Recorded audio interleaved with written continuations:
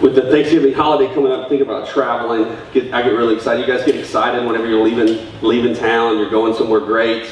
I woke up this morning feeling that very feeling because Mark chapter 8 is going to take us somewhere really great. I want to start off by talking about movies for a second. You guys have heard us already mention that Mark is very much like a movie. I think it should be read in one sitting. If you haven't done that already, you should. It takes about an hour and a half, about the length of a movie.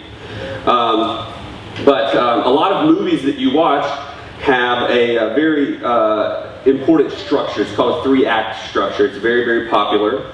And I'm going to just kind of highlight that just a little bit this morning. We start off with the first act. That's the introduction. It's when we find out kind of who our hero is going to be in the movie. And it's also where we get this inciting incident. It's the thing that happens to set the movie off. So if we were going to relate this to a movie, hopefully you guys have all seen The Avengers. The first act of The Avengers, we're introduced to the Avengers, the main characters in the movie. And then the inciting incident would be the arrival of Loki. That's going to get everything going. So that's in the first act of the movie where all these things are introduced. The second act starts to develop the story, right? The second act creates a little bit of conflict, a little bit of dissonance between the hero and whatever the controversy is going to be about. And it builds in victory and accomplishment to this point. It's called the midpoint. And so if we look at the Avengers movie, if you have seen it, they start fighting Loki, the Avengers do. There's a few times where the Avengers fight amongst themselves to create this tension in the movie. You know, you don't know where it's going. A few times Loki wins, and it culminates with Loki's capture. That's the victory. So it seems like the Avengers have won. That's the midpoint. And so at the midpoint, after all of these great things have happened, after all of these supposed victories, we have a turn in the story.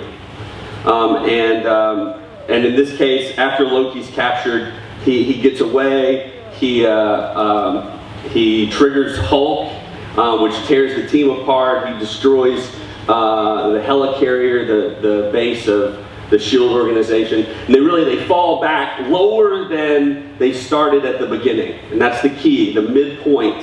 We build up this sense of victory, and then it's kind of all crushed. And normally it's crushed beyond where it was when we first started the story.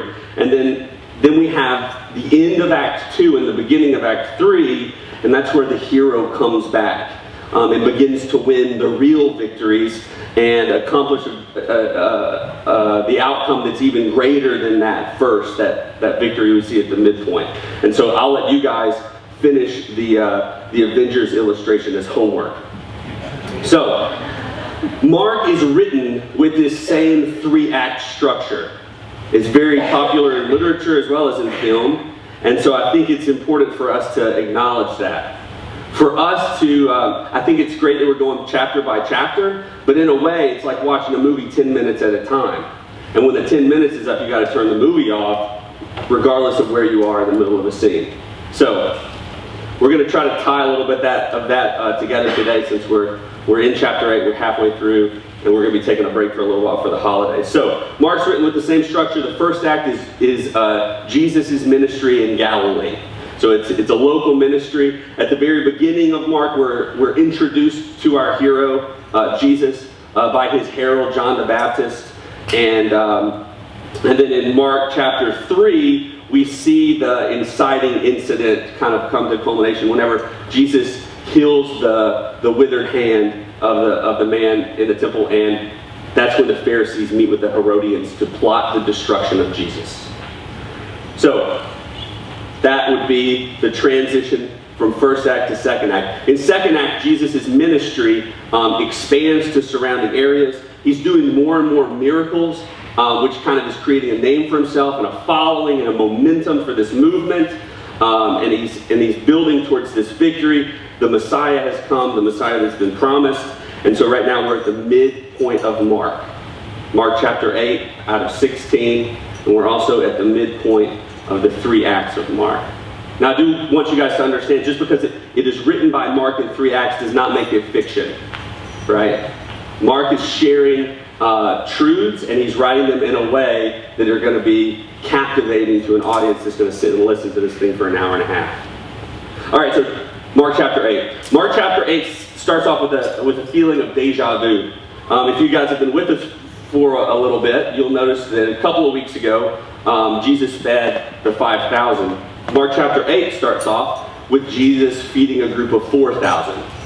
So, he's got all these people together. He started doing more than just miracles. He started teaching as well. And that's kind of gathered a large group of people. Jesus tells his disciples, look, we've been here for a couple of days. These people are hungry. Can't just send them off. They're going to pass out on the way home. We've got to feed them. And the disciples say, how in the world are we going to feed all these people? And you start to get this sense that Jesus is like, are you kidding me? Like, you guys have been here the whole time, right? This has already happened. Jesus says, how many loaves of bread do you have? And they say 7. That's 2 more loaves than last time. It's like, guys, come on. So Jesus takes the bread, he blesses it, he breaks it, and he distributes to all the people. Everyone eats, and 7 baskets of food are gathered. 7 baskets of leftovers put in the fridge. It's an interesting story. A little bit of deja vu. Right after that story, Jesus encounters a group of Pharisees, and the number of times this happens, not only in the book of Mark, but also in the other Gospels, and that they're all differing, makes it sound like this happened constantly. Jesus was always confronted by the Pharisees, and the Pharisees confronted this time, and they asked Jesus for a sign of his authority, for a miracle. And again, we see Jesus with this, you've got to be kidding me, right? I just fed 4,000 people with a Lunchable, and you're asking for a miracle, a sign of my authority. That's what I think Jesus should have said. That's not what Jesus said. Mark chapter 8, verse 12 said, when he hears this request for a sign, he sighed deeply in his spirit. I think that's the whole part about it. I fed 4,000 people with a Lunchable. He sighed deeply in his spirit, and he said, why do these people keep demanding a miraculous sign? I tell you the truth, I will not give this generation any such sign. Isn't that crazy? Because to this point, Jesus has done a lot of miracles. But this is something that you might have heard before. Requesting a sign, something else to show the authority of Jesus. I was listening to a debate just this week. It was a debate out in California between a Christian and an atheist, and they were both debating their viewpoint and why they held the viewpoint that they did. And at one point in the debate, the Christian asked the atheist if there was anything that he could see or experience that would cause him to believe. And the atheist said that if there was some kind of appearance of God or of Jesus letting him know that it was all true, then that would cause him to believe. And he immediately took that back and said, well, no, I probably just think that I was hallucinating or having some kind of breakdown. See, the world is always asking for one more thing, something else to convince them, some other sign, something more. And that's what Jesus is talking about. Jesus will never do that thing that they think they need for belief. They're completely missing the point of all the miracles he's done to date. The worst part about it, though, is that the disciples are also missing the point. So after this encounter with the Pharisees too, he gets on a boat with the disciples, and the disciples realize that they don't have any food with them. And they take off, and Jesus says, beware the leaven of the Pharisees. And the disciples are like, do you think he's talking about bread? Like, we didn't bring any bread. Who's got the bread? Do we need to stop for some bread? He's really been on bread a lot lately. What should we do about this? And Jesus hears them debating, like, what is he talking about? And Jesus kind of just confronts them. He's like, look, are you guys blind? Have you not been paying attention? What just happened? And then he goes through and he explains, I just fed 5,000 people with 5 loaves. There were 5,000 men with 5 loaves and 2 fish. And how many baskets were left over? And the disciples answered 12. And he said, and then I fed 4,000 people and with 7 loaves of bread and a few fish. How many baskets were left over? And they said 7. And Jesus says, don't you understand? And I remember getting to the end of that and being like, I don't really understand either. Like, why is the point of those 2 miracles the amount of leftovers that were had at the time? Because obviously Jesus wasn't talking about leftovers. He was talking about the leaven of the Pharisees, the mistake that the Pharisees were making in asking them for these signs. So, did a little bit of research. Really cool stuff. Got to start off with a literary lesson. So, anytime you're sitting through an hour and a half of reading, even the most action-packed story is going to have its lulls. It's going to cause you to kind of lose focus, to think about other things. Your mind's going to wander. I mean, just think about the 30, 35 minutes that you guys sit in here and listen to me or Jim Bob. It doesn't matter how riveting our sermons are. You got lunch to think about. There's going to be stuff after church. You know, you didn't say hi to that person. Your mind begins to wander. And so, we have this thing called literary patterning that's used to help the reader or the listener follow along with the story, because the story is written to make a point. It's not about the story along the way, it's about the point at the end. So this is literary patterning. The one that would be most obvious would be like in a sermon, first point, second point, third point, conclusion, right? So when you hear that first point, you know there's going to be at least a second point. And it kind of creates some expectation. So, patterns. Mark uses these kind of literary patterning extensively. And what we're looking at here is an ABA or sandwich pattern. So a bit will occur, followed by something that seems like it ties the whole story together. A, B that's unrelated, and then A at the end that ties the whole thing together. We see this in movies a lot. I think the one that stands out the most is the dreaded ending of the movie Castaway.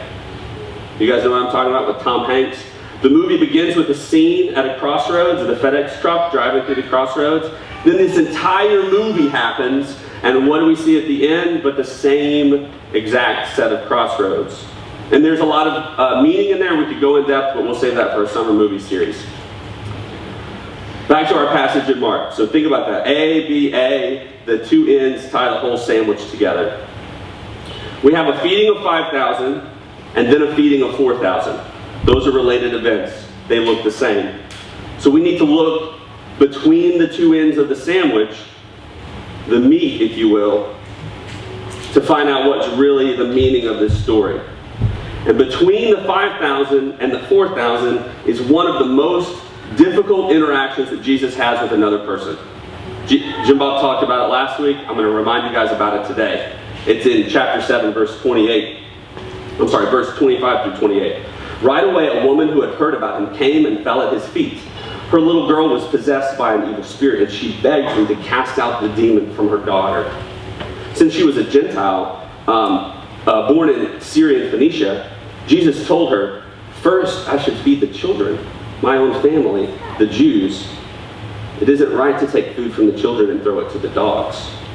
And she replied, "That's true, Lord, but even the dogs under the table are allowed to eat the scraps from the children's plate. First, I should feed the children, my own family, the Jews." That's a harsh saying. That's rough. But at the same time, it's extremely relatable. I think my responsibility as a husband and a father is to make sure that my wife and children eat before anyone else, right? They are my responsibility. But Jesus does something awesome. Remember, this is the between of the 2 ends. Mark's putting them all together, and that's something that Peter probably wasn't able to do until after the death of Jesus, whenever it was kind of revealed all of these things. So here's what's interesting about that. The feeding of the 5,000 happened on the Jewish side of the Sea of Galilee. And when they fed the 5,000 and collected the 12 baskets, there was 1 basket for each tribe of Israel. That was Jesus showing that he was providing provision. He was providing for his people, the Jews.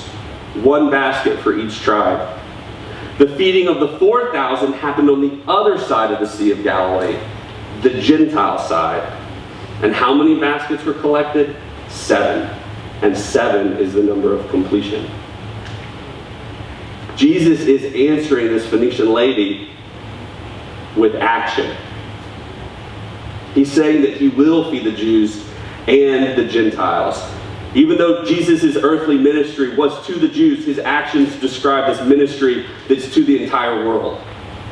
And get this, there's even more patterning than the ABA that we see. So if you hear something twice, there's a good chance that it's going to pop up again. And so you should be paying attention for when that happens. Get this. When Jesus was feeding the 5,000, this is what Mark records in chapter 6. Jesus took the 5 loaves and two fish, looked up toward heaven and blessed them. Then breaking the loaves into pieces, he kept giving the bread to the disciples so they could distribute it to the people. Then in chapter 8, we see the feeding of the 4,000. And we read, then he took the 7 loaves, thanked God for them, and broke them into pieces, and he gave them to the disciples who distributed the bread to the crowd. And then in Mark chapter 14, we're sitting at the Last Supper, and they were eating. Jesus took some bread and blessed it. Then he broke it into pieces and gave it to the disciples, saying, take it, for this is my body. Guys, I got chills whenever I read about that. Jim Bob said it, I've said it, if you haven't picked up on it already, the book of Mark is about showing who Jesus really is. He's the Messiah. He's the Son of God, the Messiah that was promised to the people of Israel. So this entire book is written to make that point, which means the entire story up to where we are right now has only been about pointing to Jesus as the Messiah, the Son of God. Every miracle that has happened has been pointing to Jesus as the Son of God. So this is the perfect setup for what we're going to read next.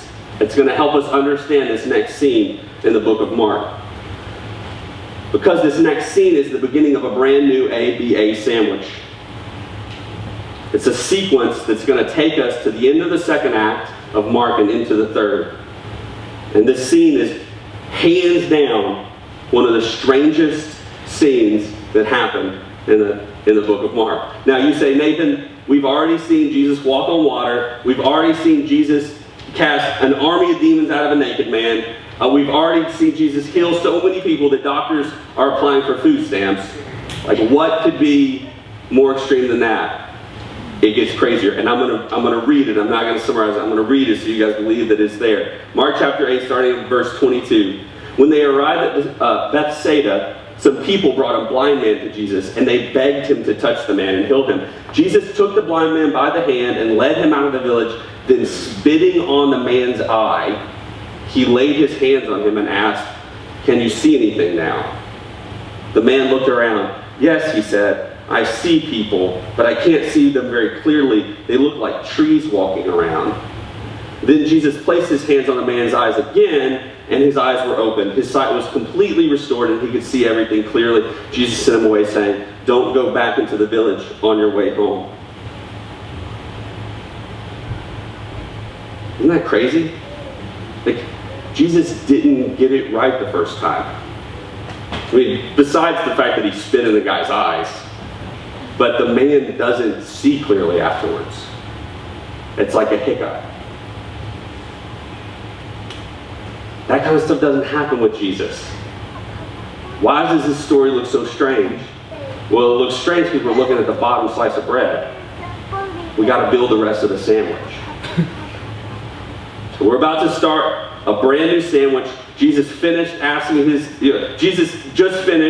asking his disciples, like, are you guys blind? Are you missing it?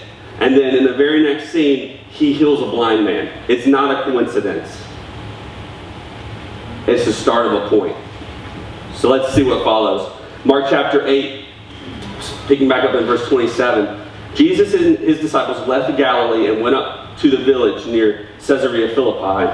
As they were walking along, he asked them, who do people say that I am? Well, they replied, some say John the Baptist, who had been killed at this time. Some say Elijah, prophet from the Old Testament. And others say you are one of the other prophets. And then he asked them, but who do you say that I am?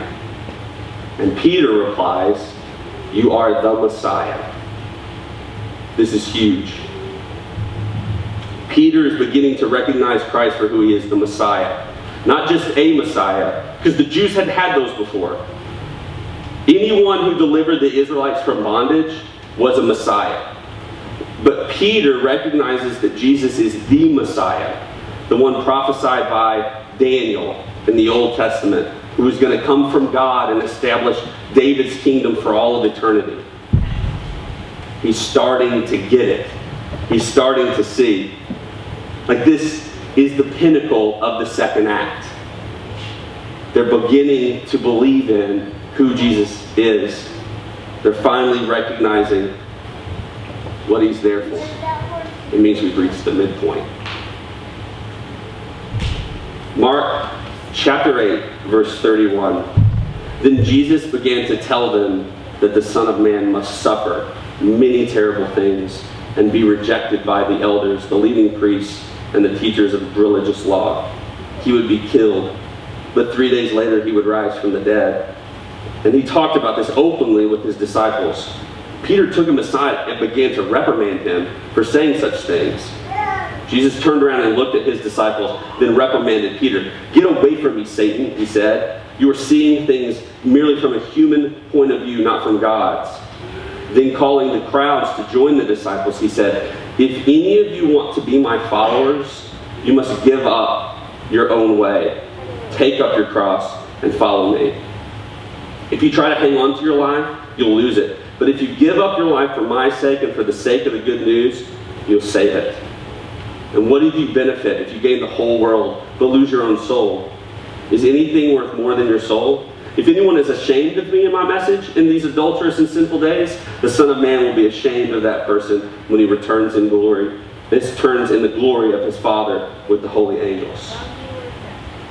This statement by Jesus shook Peter to his core. And it's difficult for us to see why.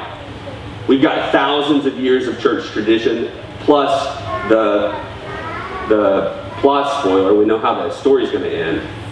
Peter doesn't. He has no clue. Peter's only context for the things that Jesus is saying is this prophecy from the book of Daniel about the Messiah and what the Messiah was going to do. So let's look at that. It's in Daniel chapter 7. "I saw in the night visions, and behold, with the clouds of heaven, there came one like a son of man." That's where the title Son of Man came from. "And he came to the Ancient of Days and was presented before him. And to him was given dominion and glory and a kingdom, that all people and nations and languages should serve him. His dominion is an everlasting dominion which shall not pass away, and his kingdom one that shall not be destroyed." So when Jesus says the Son of Man must suffer, Peter's thinking, Messiahs don't say that kind of thing. Messiahs don't say, "Take up your cross and follow me." Messiahs say, "Take up your sword and follow me." Messiahs conquer the oppressors that the Jews were experiencing to set up this new kingdom. Messiahs rule over that new kingdom from a throne. Messiahs don't suffer and die. And let alone what Jesus said. Jesus didn't say that the Son of Man might suffer and die. You could deal with that, right? That's something you could fight against. And he doesn't say the Son of Man will suffer and die.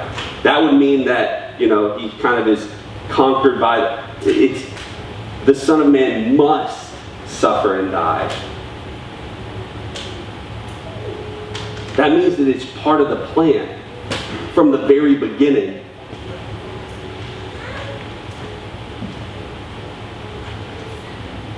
So Peter's left wondering, what about all these miraculous things? He's got a following. People are coming from all over to see his miracles. They're traveling great distances to see what he does and to hear what he says. And what's Jesus going to do next? He's teaching that he's going to be tortured and killed. That doesn't sound like winning. That doesn't sound like establishing David's throne forever. This is actually one of the strongest evidences that the Gospels are true. like their true history. And it's because a first century Jew could not make up a story like this. It is beyond their scope to even imagine that a Messiah would come and die. So Peter's saying, what is the point of all this? What is the point of all these miracles if you're going to die? And Jesus says, the point of all these miracles is that I'm going to die. That's what makes the miracles matter. And when it's all said and done, that's the only miracle that does matter. It's the real miracle. The real miracle is that you can give up your life and in some way you gain it back and more.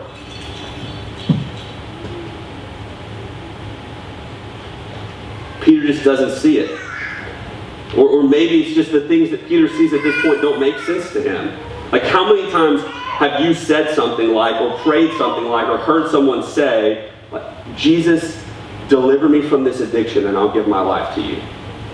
Or Jesus, help me get this job or promotion and I'll get saved. Or Jesus, heal my loved one and I'll make you Lord of my life. Beware the leaven of the Pharisees. That's what he's talking about. We're missing the true miracle, looking for miracles. And you hear people say, well, if Jesus was performing all these miracles, why didn't he just go around and feed all of the hungry? Why didn't he go to the hospital and heal all the sick? Well, it's because that wasn't the reason for his miracles. All of these miracles along the way were pointing to the one miracle that was going to end up mattering. Fortunately for us, Peter did end up recognizing it. He picked up his cross and followed after Jesus. It's the reason that we have the book of Mark, right? I've mentioned before, these are probably transcripts of the sermon that Peter preached when he stood up before people. He realized what was going on, and he sacrificed his life for the gospel. Both metaphorically, because he walked away from his father's lucrative fishing business, but he also literally sacrificed his life because he was going to die on the cross just like his rabbi. Peter would later go on to write in his first letter, chapter 4, verse 1, since therefore Christ suffered in the flesh, arm yourselves with the same way of thinking. We got to remember this is the beginning of a sandwich. When Jesus heals this blind man, takes a couple tries, blind man doesn't quite see clearly the first time. Jesus then goes on to give 3 teachings about his death. That's what we're going to talk about over not the next few weeks, when we pick back up in January. The first time he explains it, Peter doesn't get it. Peter's going to fight tooth and nail against the idea that Messiah's got to suffer and die. But slowly and surely, this message of the cross makes it through. The other end of the sandwich, I think it'll be far enough from now, you guys will probably forget it. The other end of the sandwich, Jesus heals another blind man, blind Bartimaeus. Jesus heals blind Bartimaeus. He doesn't have to spit in his eyes. It only takes one try. He doesn't even have to touch the man. He can see clearly. And that's the message that I want us to get from this passage today. Paul talks about us seeing through a glass darkly, and we are cursed with that while we're in our mortal body, but we're blessed with thousands of years of insight into the ministry of Jesus and the fact that it was all pointing to that one event. And so, if you ask if miracles happen, at least one miracle's happened for nearly everyone in here. It's the only miracle that matters. And it's a miracle worth giving your life for. That's what Peter's talking about. So, as you guys go out this week, the mission of this church is to love, serve, multiply. That's what he's talking about whenever he says, pick up your cross. He's talking about loving people who aren't very lovable. He's talking about serving people who aren't very appreciative. Bringing people to the gospel. Let's pray.